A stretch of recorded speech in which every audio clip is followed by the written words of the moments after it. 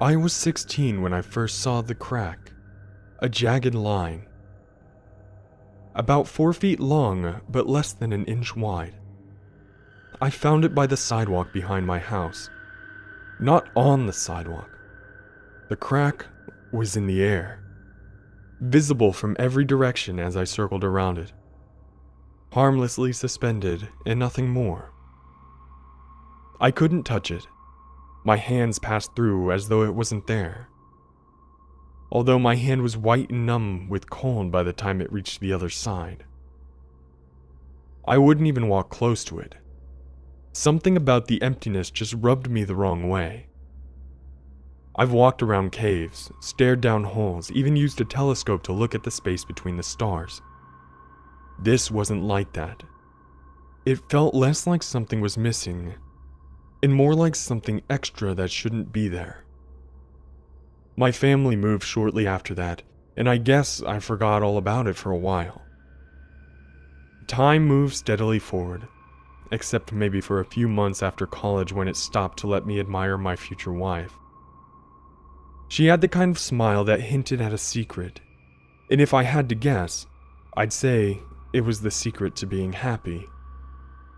I would have given anything to explore every hidden crevice of her mind, knowing her as she knew herself, until one day we could start making new secrets of our own. It was about a week after we met at work when we both had stayed late to clean up after an office party.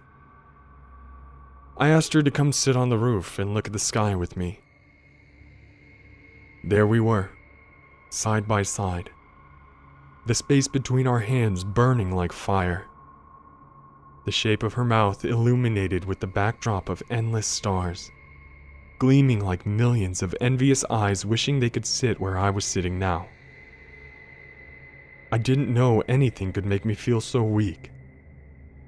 My legs were trembling, and I remember having to keep switching positions so she wouldn't notice.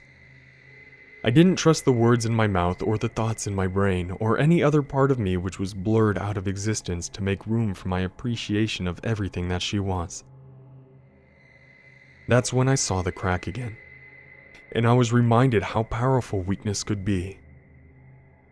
It was larger now, running along the side of an external AC unit. Not quite alongside.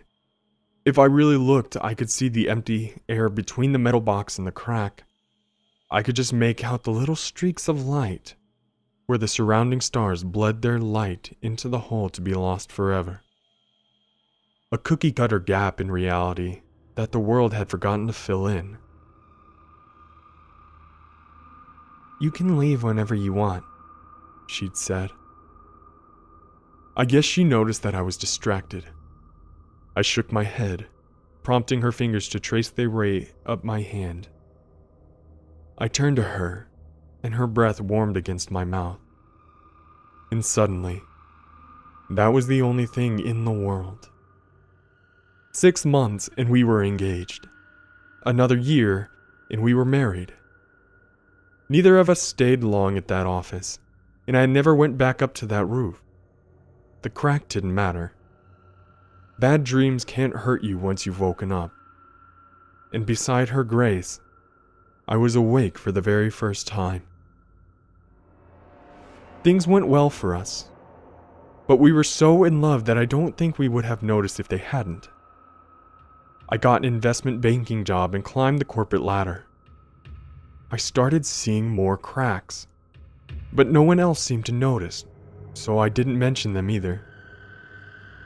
Sometimes they had aligned perfectly to an existing object, but I could feel their emptiness pulling at me, and I knew what they really were. There was one big one above the conference room table at work, but I had a future here and wouldn't let something like that get in the way of my success. My diligence paid off when my boss finally told me that he was getting older and wanted me as partner for the firm.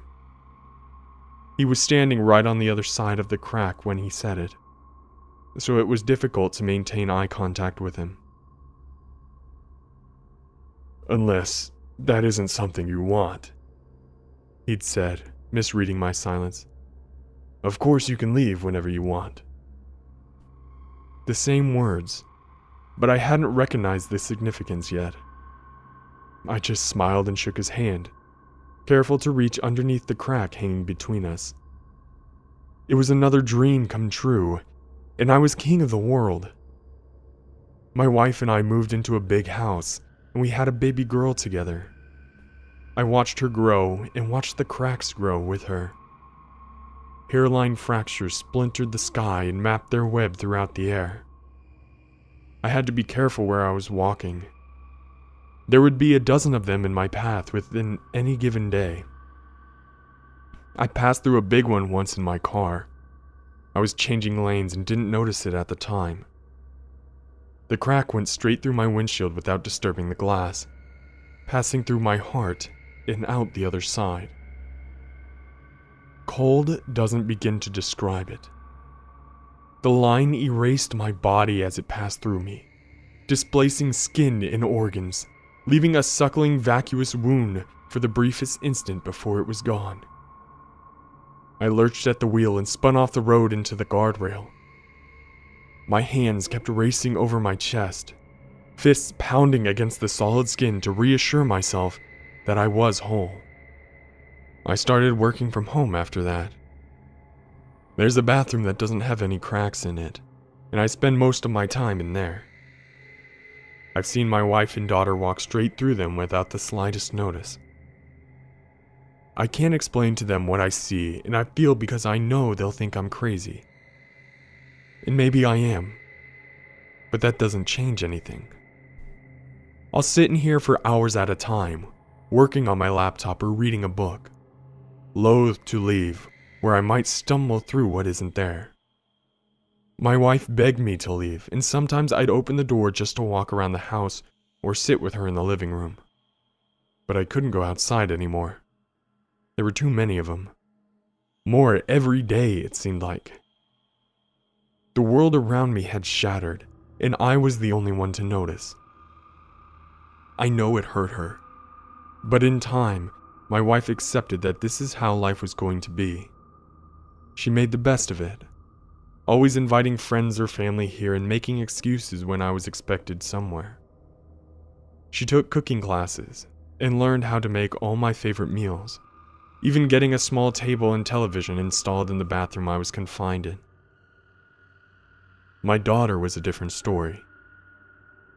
8 years old now, and no amount of explaining could make her understand how much I loved her, even if I wasn't always there. I didn't know how embarrassed she was of me until a teacher called to let me know she'd been telling all her friends that I was dead. I made an effort to sit with her in the kitchen to ask why she'd done all that, but all she said is that I might as well be. And she was right. I wasn't taking care of my family anymore. They had enough money put away that they didn't need me to work. I was just a burden. And just like the cracks, I was growing bigger every day. Some nights I wouldn't leave the bathroom to go to bed, and I could hear my wife crying through the wall between us. I tried pushing myself harder, willing myself through the emptiness. It wasn't any good. They cut through me like a knife, froze me to my core, shredding bone and sinew and stitching me back together so seamlessly that there was nothing but the memory of that pain to remind me of my torrent. I was ready for this to be over. I just didn't know until I heard the words of my daughter's mouth as she pressed against the other side of the bathroom door. "You can leave whenever you want." "Yes," I told her. "I'm ready." "All you've got to do is throw yourself into a big one," she said. "You'll be out." She knew about them? I jumped up and flung open the door. She wasn't there. I raced down the hall, shouting her name, forcing myself through each searing darkness that severed my mind and body, heart and soul. There she was, standing outside next to the biggest abyss I had ever seen. A wall of darkness, 10 feet across and ripping through the air above like a skyscraper. I could feel the call of that emptiness, whispering to me, beckoning me. A promise of freedom and release that a lifetime of memories could not dissuade. Just do it already. You've been here long enough, she said.